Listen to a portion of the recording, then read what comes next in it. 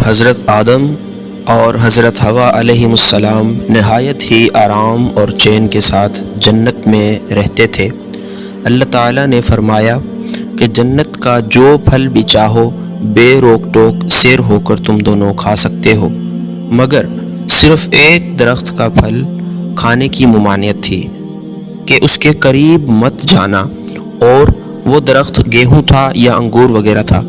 چنانچہ دونوں اس درخت سے مدت دراز تک بچتے رہے، لیکن ان دونوں کا دشمن ابلیس برابر طاق میں لگا رہا۔ آخر اس نے ایک دن اپنا وسوسہ ڈال ہی دیا اور قسم کھا کر کہنے لگا کہ میں تم دونوں کا خیر خواہ ہوں، اور اللہ تعالیٰ نے جس درخت سے تمہیں دونوں کو منع کر دیا ہے وہ شجرۃ الخلد ہے، یعنی جو اس درخت کا پھل کھائے گا وہ کبھی جنت سے نہیں نکالا جائے گا۔ پہلے حضرت حوا علیہ السلام اس شیطانی وسوسے کا شکار ہو گئیں اور انہوں نے حضرت آدم علیہ السلام کو بھی اس پر راضی کر لیا، اور وہ ناگہاں غیر ارادی طور پر اس درخت کا پھل کھا گئے۔ آپ نے اپنے اجتہاد سے سمجھ لیا کہ لا تقربا ھذہ الشجرہ کی نہیں تنزیہی ہے، اور واقعی ہرگز نہیں تحریمی نہیں تھی، ورنہ حضرت آدم علیہ السلام نبی ہوتے ہوئے ہرگز اس درخت کا پھل نہ کھاتے، کیونکہ نبی تو ہر گناہ سے معصوم ہوتا ہے۔ بہرحال حضرت آدم علیہ السلام سے اس سلسلے میں اجتہادی خطا سرزد ہو گئی، اور اجتہادی خطا معصیت نہیں ہوتی، لیکن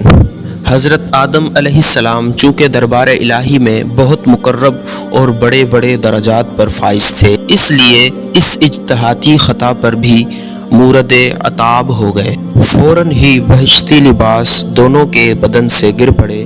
اور یہ دونوں جنت کے پتوں سے اپنا ستر چھپانے لگے، اور خداوند قدس کا حکم ہوا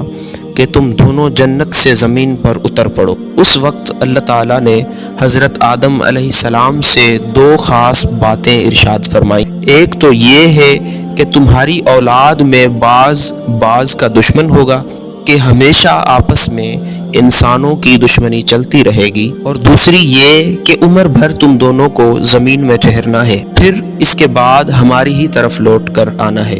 چنانچہ قرآن مجید میں اس واقعے کو بیان فرماتے ہوئے اللہ تعالیٰ نے فرمایا، تو شیطان نے جنت سے انہیں لغزش دی اور جہاں رہتے تھے وہاں سے انہیں الگ کر دیا،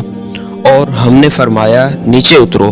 آپس میں ایک تمہارا دوسرے کا دشمن ہے، اور تمہیں ایک وقت تک زمین میں ٹھہرنا اور برتنا ہے۔ اس ارشاد ربانی سے یہ سبق ملتا ہے کہ یہ جو انسانوں میں مختلف وجوہات کی بنا پر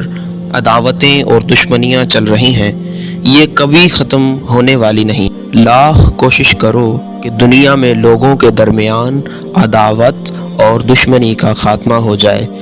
مگر چونکہ یہ حکم خداوندی کے باعث ہے، اس لیے یہ عداوتیں کبھی ہرگز ختم نہ ہوں گی۔ کبھی ایک ملک دوسرے ملک کا دشمن ہوگا، کبھی مزدور اور سرمایہ دار میں دشمنی رہے گی، کبھی امیر و غریب کی عداوت زور پکڑے گی، کبھی مذہبی و لسانی دشمنی رنگ لائے گی، کبھی تہذیب و تمدن کے باہمی ٹکراؤ کی دشمنی ابھرے گی، کبھی ایمانداروں اور بے ایمانوں کی عداوت رنگ دکھائے گی۔ الغرض دنیا میں انسانوں کی آپس میں عداوت اور دشمنی کا بازار ہمیشہ ہی گرم رہے گا، اس لیے لوگوں کو اس سے سنجیدہ اور کبیدہ خاطر ہونے کی کوئی ضرورت ہی نہیں، اور نہ اس عداوت اور دشمنی کو ختم کرنے کی تدبیروں پر غور و خوض کر کے پریشان ہونے سے کوئی فائدہ ہے، کیونکہ جس طرح اندھیرے اور اجالے کی دشمنی، آگ اور پانی کی دشمنی، گرمی اور سردی کی دشمنی کبھی ختم نہیں ہو سکتی، ٹھیک اسی طرح